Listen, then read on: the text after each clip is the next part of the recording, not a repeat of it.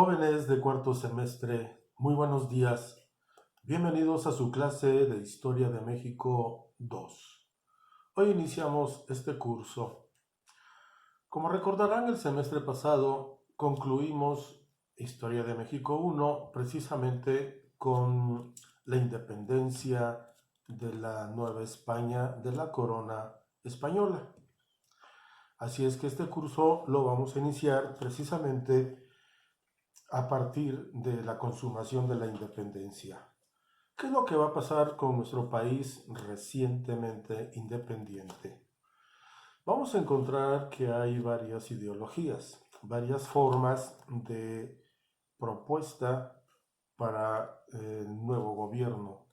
¿Qué es lo que vamos a hacer aquí? Entonces vamos a ver que a partir de los acontecimientos de la independencia se puede hablar de unas nuevas ideologías que van a ir generándose, principalmente propuestos por los criollos. Recuerden que en la Nueva España estaban las castas, los peninsulares, que eran los nacidos en España, en la península, y venidos a América, los criollos, que aunque eran hijos de españoles, por el simple hecho de haber nacido en América, los convertían en españoles de segunda, sin muchos derechos, y bueno, de ahí venían los mestizos, los indígenas y así hacia abajo. Entonces, los que siempre habían mantenido el gobierno habían sido los peninsulares, eran los propietarios de las minas, de las grandes haciendas, eran los que manejaban la iglesia, en fin, eran los que tomaban las decisiones importantes, mientras que los criollos, aunque sabían leer y escribir, pues eran españoles de segunda y simplemente no les daban oportunidad de participar en el gobierno. Bueno, pues ante tal situación van a nacer diferentes ideologías. Una de ellas, y la principal, va a ser conocida como los liberales. Los ideales de esta fracción, las personas que pertenecían a los liberales, pues eran gente que había leído respecto a la Revolución Francesa, que estaban con el conocimiento de que las 13 colonias de Norteamérica se habían independizado de la corona inglesa y que habían hecho una constitución para comenzar a formarse políticamente. Entonces ellos tenían ideas progresistas y modernizadoras para esa época. Entre sus propuestas más importantes era la organización de la forma del gobierno y ellos querían tener más participación, no solamente en la política, obviamente en el desarrollo económico y social del país independiente llamado México. Algunos les llamaban izquierda, a los liberales. Y estaban ellos entonces a favor de la República Federal y se oponían precisamente al fuero y a los derechos o privilegios tanto del ejército como del clero, es decir, de la Iglesia Católica.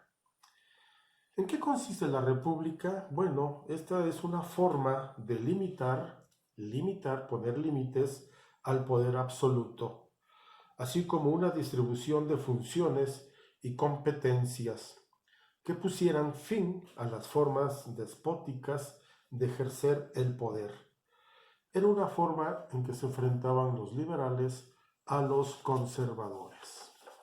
¿Quiénes eran los conservadores? Bueno, también son conocidos como de derecha. Esta corriente política provenía de los núcleos realistas.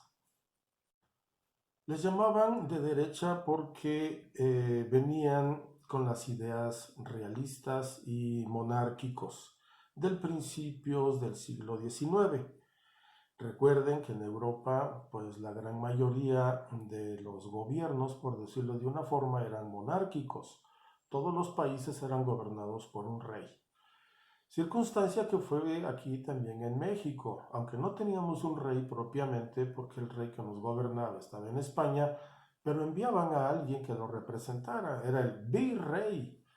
Y por lo tanto, estos conservadores pues seguían con sus privilegios. Tanto el ejército como la iglesia, a ellos prácticamente se repartían circunstancias políticas, económicas y obviamente estatus social.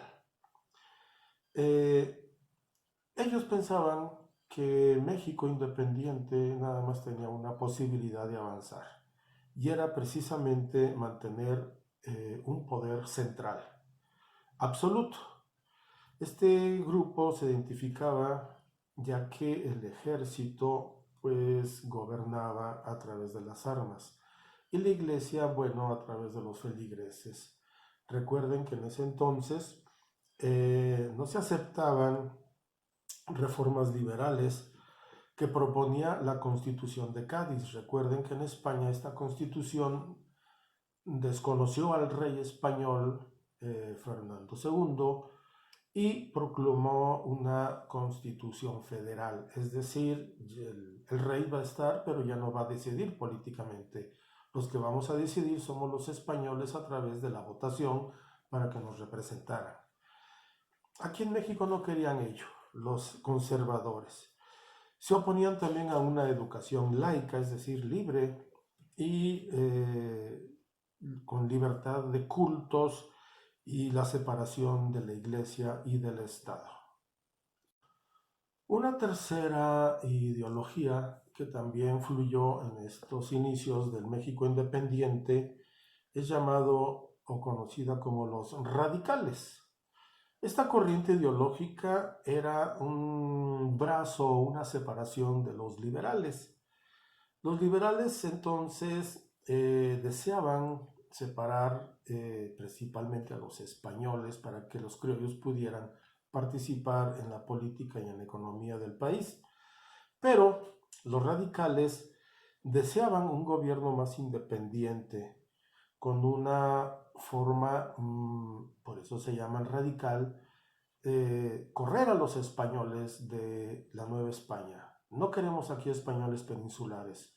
Y prácticamente los criollos querían apoderarse del gobierno y de las circunstancias económicas del país. Los miembros radicales de esta tendencia política se consideraban así porque querían cortar con el lazo europeo. Prácticamente dicen, nosotros somos independientes y ya no necesitamos más de los españoles peninsulares. Por último, se encuentra el proyecto monárquico. Recuerden que la monarquía era la forma de gobierno existente antes de la independencia y era la forma que predominaba en Europa. Y así vamos a conocer, por ejemplo, que van a mandar de Europa a un emperador llamado Maximiliano de Habsburgo. Pero ese también va a ser aprovechado, como lo vimos en la clase, el semestre pasado, por Agustín de Iturbide, en que él se va a autoproclamar como emperador del Imperio Mexicano. Hasta aquí la clase de hoy. No olviden enviar sus evidencias y recuerden que mañana tenemos clase en línea. Gracias por su atención. Envíen sus evidencias y cuídense mucho.